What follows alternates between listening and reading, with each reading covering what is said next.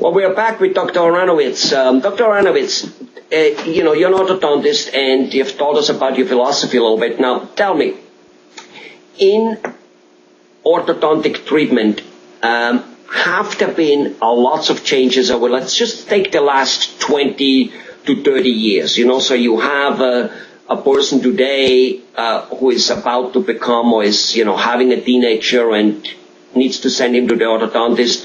Are there some misconception because that person who is now 40 or whatever might have simply had a different type of treatment? I heard about headgears and all kinds of stuff. And just like with root canals, people think, everybody keeps saying, oh, this is worse than a root canal. Basically, they make root canal the worst thing in their life. I had one about 7 years ago.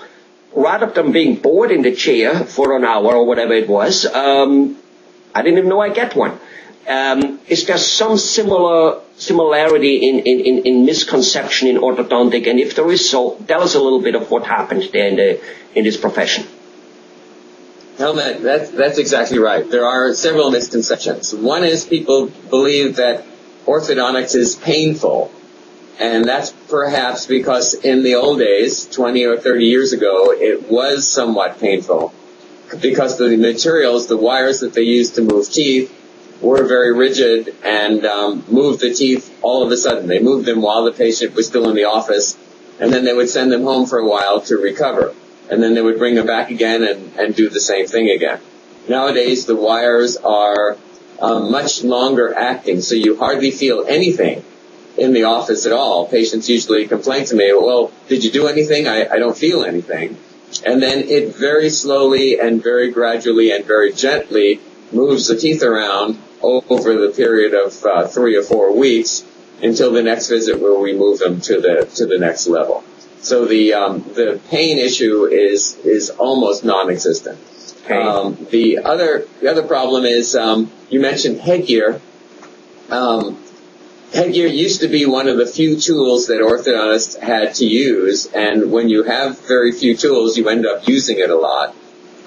We have many, many more tools to use in addition to headgear, but just like a lot of old-fashioned techniques, when the headgear is indicated, it works very, very well. So we still use headgear, not as much as we used to, and it works very, very well. Patients, the children are afraid, I have to wear the headgear to school, and you absolutely do not have to do that. You just wear it at home, and it's kind of like a secret just for the family to see. And once the patient gets used to it, it gets to be routine like anything else, and it's not a problem. We also have advanced our techniques of diagnosis. The imaging are not just the simple x-rays any longer, and we have been able to find problems with extra teeth and impacted teeth that we couldn't see very well and couldn't locate very well. And now, because we can pinpoint that with the advanced imaging, even the diagnosis of the problem becomes a lot more updated. So in general, the orthodontics of your father or grandfather is completely different than the orthodontist today. And what about the looks? It looks to me never having had any braces, but it does look to me that I see lots of teenagers. I actually have seen some adults, running around, and their braces don't necessarily look all that ugly. You see the half in there, but it's not, this silver metal, and you go, so what about there? You guys have made quite some progress there also, I suppose, right? Yes, because the public was really concerned about the look of braces. Okay. Braces manufacturers have been working on that pretty consistently for the last 30 years. And they've come up with several different advances. One is miniaturization. By using smaller and smaller brackets, there's less and less metal showing. The other is adhesives. We now are routinely able to bond the bracket directly to the teeth instead of the old-fashioned way of affixing it to a band of metal and wrapping all that metal around the teeth, so that you see very, very little of the metal, even when you're using metal. There are clear bracket materials made out of quartz or glass or ceramic that blends into the teeth. And of course, there are a whole series of appliances that are removable or very, very difficult to see, like Invisalign, or other removable appliances that are quite effective in certain types of situations. Yeah, even I have seen children wearing their favorite baseball color on their teeth. You know, they open it, and all of a sudden you have the Lakers coming up. You know, helmet orthodontics.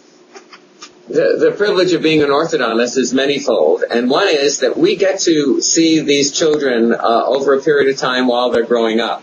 We sometimes just follow them without actually treating them as they're growing to be sure that those transitional phases that they're going through, they're actually going through. And we get to watch them getting bigger and stronger and smarter and just more interesting human beings. And then when they're in treatment, we get to see them for a longer while as well. Typically, a student is with a teacher for less than a year, but they could be with the orthodontist as far as the observation period for several years, and the treatment we try to limit it to a year and a half or 2 years at the most, but we get to know these children pretty well, and they get to spend a lot of time with us.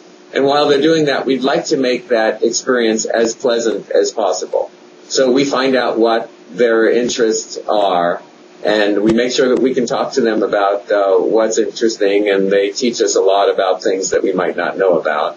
And we try to make the braces as colorful and as interesting as we can, so that we can match the color of their braces to their school colors or whatever holiday is coming up. So we do have fun, and for the most part, most patients tell us that they look forward to the visits and they enjoy coming to see us.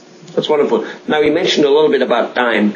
Did overall the time a little bit decrease? And, especially if a person doesn't have all that much to fix. Let's take an adult who only has 2-3 teeth in the front, and they're a little crooked, and he doesn't want to put veneers and lumineers on it, but you straighten them out. Are those timings, become much more acceptable, like a half a year to a year? It's not always this 2 and 2.5 years like it used to be anymore, is it? That's correct. When there is a overall problem, then sometimes still for an adult we are in treatment for those longer periods of time. But for the most part, people are concerned about some spacing or some crowding, and it's pretty much limited to the front teeth. That treatment can go rather quickly, certainly 6 months and sometimes even less. On an adult, if they had a small overbite, meaning the back teeth are not fitting exactly right, if it was a child, we would probably roll up our sleeves and correct everything that's there. If it's an adult and they understand that they're chewing fine and that's the way they've always been, and they don't mind that. They just want to take care of the minor cosmetic issues on their front teeth. We would just maintain that existing bite that they have and just correct those front teeth. So we cut to the real problem immediately, and it makes the thing go much faster and the results a lot more rewarding. Well, wonderful. It's good to see that dentistry and orthodontists have not been excluded from technical advances. Thank you very much. Absolutely. Thank you.